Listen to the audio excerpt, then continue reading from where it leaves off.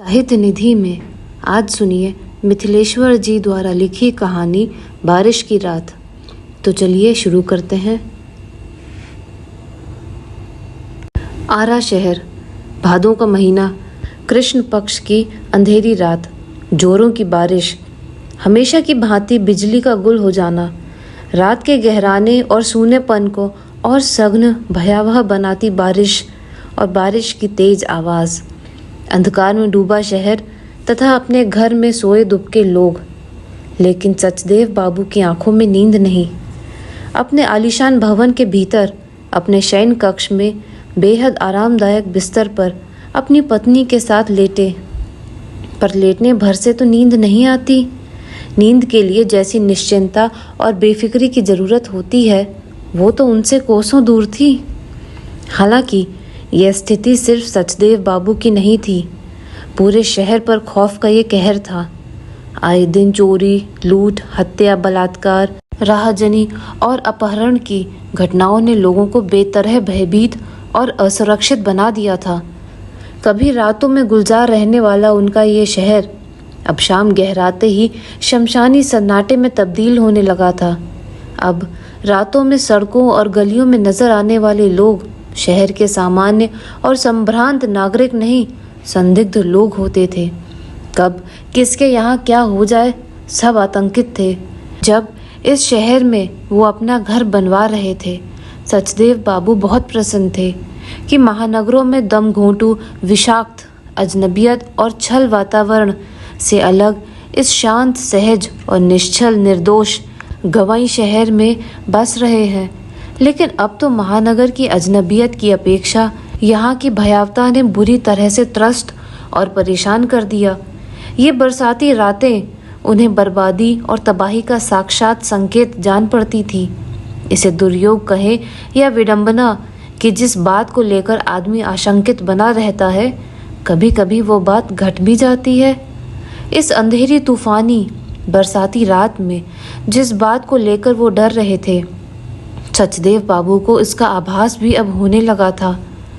उन्हें लगा कि गेट फांद कर उनके दरवाजे पर कोई चढ़ आया है। बस उनके कान खड़े हो गए।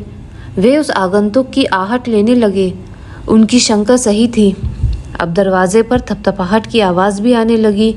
सचमुच कोई आ धमका था। सचदेव बाबू की पत्नी ने दबी आवाज़ में उनसे पूछा, कौन है ये? यदु मिस्त्री। उन्होंने भी दबी आवाज़ में ही जवाब दिया, राज मिस्त्री है, इस मकान में काम कर चुका है। ठेकेदार के साथ आने वाले मिस्त्रियों में एक ये भी था। तो इस समय क्यों आया है? ये सब राज मिस्त्री और मजदूर अच्छे नहीं होते, घर का भेदिया होते हैं। घर के अंदर बाहर इनका सब कुछ देखा जाना होता है। अपनी शंका व्यक्त की उन्होंने। जवाब में सचदेव बाबू ने भी उनकी शंका को अपनी सहमति प्रदान की। पिछली चोरी में इस घर के मजदूर मिस्त्रियों का ही हाथ था। छत से बिना सीढ़ी के आंगन के रास्ते उतरने का तरीका उनके सिवा किसी को ज्ञात नहीं था। यदु मिस्त्री की पुकार और थपथपाहट आवाज़ जारी थी। सो गए हैं क्या साहब? हाकिम, इंजीनियर साहब, मैं यदु मिस्त्री हूँ, यदु। लेकिन सचदेव बाबू व उनकी पत्नी ने पहले से ही तय कर रखा था कि चाहे जो हो जाए, रात में दरवाज़ा नहीं खोलना। वे जानते थे परिचित आवाज़ में कोई एक दरवाज़ा खुलवाता है और दरवाज़ा खुलने पर उसके साथ छिपकर आए 10 लुटेरे भर भरा कर घर के अंदर घुस आते हैं।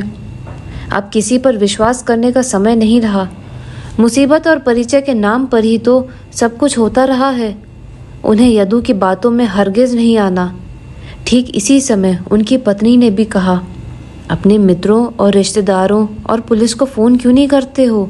शायद कोई रास्ता निकल आए। उन्हें लगा पत्नी भी उनकी तरह ही सोच रही है। अब वे सक्रिय हो गए। फ़ोन रखने का वास्तविक उपयोग तो ऐसे अवसरों पर ही होता है। लेकिन ये लुटेरे भी कम चतुर नहीं थे। लूट पे आने से पूर्व फ़ोन आदि के कनेक्शन काट चुके होते हैं। पर सचदेव बाबू को डूबते हुए तिनके के सहारे के भांति फ़ोन का कनेक्शन ठीक मिला। बस वे डायल घुमा सजग सतर्क हो गए।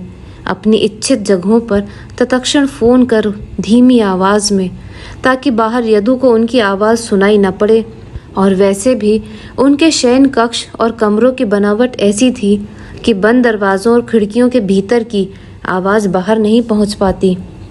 इधर बाहर दरवाज़ा थपथपा रहा और आवाज़ लगा रहा यदु मिस्त्री बारिश में पूरी तरह भीगा हुआ था। उसके कपड़े बदन से चिपक गए थे और माथे के बेतरतीब बालों से पानी की बूंदें टप टप चू रही थीं। वो कुछ हाँफ भी रहा था। बारिश में भीगते और दौड़ते वो यहाँ आया था। अपनी घरवाली को आज ही दोपहर अपने गांव से यहाँ शहर के अस्पताल में इलाज के लिए लाया था। उसके पेट के दर्द का एकमात्र इलाज डॉक्टर ने ऑपरेशन बताया था। गांव से जो पैसे लेकर वो चला था वो तो चिकित्सक की मोटी फीस और महंगी सुइयों दवाइयों में तत्क्षण समाप्त हो गए थे। फिलहाल कुछ रुपयों की उसे सख्त आवश्यकता थी। गांव जाकर रुपए लाने का समय भी तो उसके पास नहीं था। इस स्थिति में सहसा उसका ध्यान सचदेव बाबू की ओर चला आया। सचदेव बाबू के मकान में लंबे समय तक काम कर चुका था वो। उनके मकान निर्माण के लिए ही उसे गांव से बुलवाया था ठेकेदार ने। शहर के मिस्त्रियों से ज़्यादा काम करता था वो। नींव से लेकर छत ढलाई और प्लास्टर फिनिशिंग तक इस मकान में वो कर चुका था। इस घर की एक एक ईंट से वो परिचित था। कई जगह सचदेव बाबू जैसा चाहते थे उनकी बात ठेकेदार नहीं समझ पाता, लेकिन मिस्त्री होने के नाते वो जल्दी ही समझ जाता। ये देख सचदेव बाबू उस पर खुश हो उठते और ठेकेदार से कहते, इस मिस्त्री को यहाँ से मत हटाना। इसको काम की अच्छी जानकारी है और ये परिश्रमी भी है। त्योहारों पर तो वे अपनी ओर से उसे अक्सर बख्शीश भी दिया करते थे और लंच के लिए अपने खाने में से सब्जी और अचार आदि उसे प्रदान करते रहते। ठेकेदार का काम समाप्त होने पर भी बचे हुए शेष कार्य के लिए उन्होंने उसे वहां कायम रखा था। अपने प्रति उनके इस आकर्षण ने ही इस तूफानी रात में उसे यहाँ तक पहुँचा दिया था। इसे प्रार्थना कर कुछ रुपए मांग लेगा वो, वे ना नहीं करेंगे। फिर गांव लौटते ही उनके रुपए ला चुकाएगा। यदु जानता था कि गेट के बाहर से आवाज़ अंदर नहीं पहुँचती, इसीलिए गेट फांद कर बालकनी के मुख्य दरवाजे के पास वो आ गया था। चूंकि सचदेव बाबू मिस्त्री मजदूरों के बीच बड़े साहब, हाकिम और इंजीनियर साहब के नाम से ही विख्यात थे, इसीलिए उसी नाम से वो आवाज़ भी लगाता जा रहा था। उसकी आवाज़ पहचानने के बाद सचदेव बाबू चुप नहीं रहेंगे, लेकिन कुछ देर तक जब उनके यहाँ से कोई जवाब प्राप्त नहीं हुआ तो यदु को लगा कि डर गए हैं सचदेव बाबू। ये बात वो जानता था कि परिचित आवाज़ में लूटपाट की घटनाओं से अब किसी को किसी पर भरोसा नहीं रहा। सचदेव बाबू के यहाँ आ रहा था तब भी मन में ये शंका थी, लेकिन अपने प्रति उनके आत्मीय एवं स्नेहपूर्ण व्यवहार को याद कर उसने मन की इस शंका को झटक दिया था। सचदेव बाबू ऐसे नहीं हो सकते। अभी भी उसे इस बात का पूरा विश्वास था कि अगर उसकी आवाज़ पहचान लेंगे सचदेव बाबू तो अवश्य दरवाज़ा खोलकर सामने आ जाएंगे और उसकी मदद करेंगे। इसीलिए दरवाज़ा थपथपाते हुए, जोर से आवाज़ लगाते हुए वो डटा रहा। बीतते समय के दौरान अचानक तेज रोशनी बिखेरती हुई एक जीप सचदेव बाबू के दरवाजे आ लगी। यदु को लगा कि या तो सचदेव बाबू के बेटा पतोह या लड़की दामाद या कोई अन्य रिश्तेदार आ गए। अच्छा हुआ, अब सचदेव बाबू का दरवाज़ा खुलेगा और उसका काम भी हो जाएगा। लेकिन ये देखकर आश्चर्य से उसकी आंखें खुली की खुली रह गईं कि जीप से पुलिस के जवान तेजी से उतरे और उसकी तरह ही गेट फांदकर उसकी ओर बढ़ चले। एक क्षण के लिए तो वो भयभीत हो गया। काटो तो उसकी देह में खून नहीं, लेकिन जल्द ही अपने को संयत कर लिया उसने। वो कोई चोर उचक्का नहीं कि पुलिस को देखकर घबराए या भागे। पुलिस किसी और की खोज में आई होगी या फिर उसे कोई सुराग मिला होगा। ठीक इसी समय सचदेव बाबू दरवाजा खोलकर सामने आ गए। अपने गेट के पास आती हुई पुलिस की जीप उन्होंने खिड़की से ही देख ली थी। पुलिस इंस्पेक्टर ने उन्हें देखते ही कहा, हमने इसे ऐन मौके पर पकड़ लिया इंजीनियर साहब, लेकिन ये कह रहा है कि मैं राजमिस्त्री हूँ। साहब का घर मैंने बनाया है। मैं किसी मिस्त्री विस्त्री को नहीं जानता, बड़े ही बेतकल्लुफी से कह उठे सचदेव बाबू। ये सुन उनकी ओर मुखातिब होते हुए जोर देकर वो बोल उठा, मैं यदु मिस्त्री हूँ बड़े साहब, यदु मिस्त्री। मुसीबत में फंसकर कुछ रुपयों के लिए आपके यहाँ आया हूँ। लेकिन उसके बात को अनसुनी कर दिया सचदेव बाबू ने तथा अपनी ओर प्रश्नवाचक दृष्टि से ताकते हुए इंस्पेक्टर से वो कह उठे, मैं इसे नहीं जानता। उनकी ये बात यदु के कलेजे में तीर जैसी लगी। कट कर रह गया वो। अपने कानों पर उसे विश्वास नहीं हुआ। उनसे पुनः उसी आवाज में उसने कहा, मैं यदु मिस्त्री हूँ बड़े साहब, आपका चहेता यदु मिस्त्री। एक क्षण के लिए सचदेव बाबू के गले में आवाज फंसती सी जान पड़ी, लेकिन फिर जल्दी ही गला साफ करते हुए उन्होंने इंस्पेक्टर से कहा, ठेकेदार के साथ आने वाले मिस्त्रियों को मैं नहीं जानता, उनमें से किसी को भी नहीं पहचानता। तो क्या आप मुझे नहीं पहचानते? मैं मिस्त्री नहीं, चोर हूँ। इस बार यदु की आवाज बदल गई और उसका पूरा बदन तन गया। जवाब में इंस्पेक्टर ने उसे डांटते हुए कहा, चुप बदमाश, अकड़ रहा है? इस मोहल्ले में बहुत उत्पात मचा रखा था तूने, आज पकड़ में आया। और साथ के जवानों को आदेश दिया, ले चलो इसे।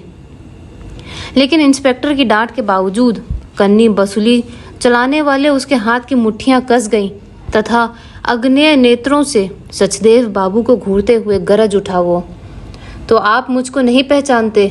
मैं चोर हूँ? तो अब उसी रूप में आऊँगा, अब उसी रूप में पहचानिएगा। साला धमकी देता है, चोरी और सीना जोरी दोनों। इंस्पेक्टर ने कसकर उसे एक हाथ लगाया। वो दर्द से करहा उठा। शायद कुछ जगह चोट लगी उसे, लेकिन उसकी बातों से उसके कम दर्द का अनुभव नहीं किया सचदेव बाबू तथा उनकी पत्नी ने। वो कहकर गया है कि अब चोर लुटेरे के रूप में ही आएगा। उसे तो कुछ भी गोपनीय नहीं, सब कुछ उसका देखा जाना है। अब क्या होगा? उसे ना पहचान कर उन्होंने अच्छा नहीं किया, लेकिन ना चाहते हुए भी उन्हें ऐसा करना पड़ा। उनके भीतर अंतर्द्वंद अभी भी बना हुआ था। वे समझ नहीं पा रहे थे कि उन्होंने अच्छा किया या बुरा। हालांकि उन्हें लग रहा था कि यदु को ना पहचानना उनकी आंतरिक इच्छा नहीं, समयगत विवशता थी। पुलिस द्वारा यदु को पकड़ ले जाने के बाद दरवाजा बंद कर पुनः अपने शयन कक्ष में आए वे दोनों पति पत्नी, लेकिन उनकी बेचैनी और घबराहट खत्म नहीं हुई। अशांति पूर्ववत बनी रही। अपने मन को शांत सहज बनाने के लिए बिस्तर पर लेटकर वे पुनः सोने का उपक्रम भी करने लगे, लेकिन शांति और चैन कहाँ। ये ठीक है कि अब अपने दरवाजे पर वे यदु की दस्तक महसूस नहीं कर रहे, लेकिन अब तो उनके मन पर सीधे सीधे दस्तक दे रहा था यदु, जो दरवाजे की दस्तक से ज्यादा भयावह और कष्टदायक थी। आप सुन रहे थे मिथिलेश्वर जी द्वारा लिखी कहानी बारिश की रात।